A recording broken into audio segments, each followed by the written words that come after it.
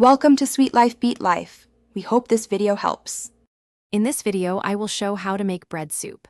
Start by cubing stale bread and toasting it until golden, then sweat garlic in olive oil, add stock, and simmer gently to blend flavors and soften the bread into a creamy texture that holds together without cream. Gather simple items: stale bread, stock, garlic, olive oil, and a touch of vinegar for balance. Toast the bread to add texture, then combine with warm stock and simmer just long enough for the bread to break down while retaining some bite, stirring occasionally so nothing clumps and flavors meld into a cozy, rustic soup. Begin by heating olive oil and gently cooking garlic, then pour in stock and add the toasted bread cubes. Stir frequently and simmer for 10 to 15 minutes until the bread softens into a thick, velvety texture. Adjust seasoning with salt, pepper, and a splash of vinegar, then serve hot with a sprinkle of parsley or grated cheese for.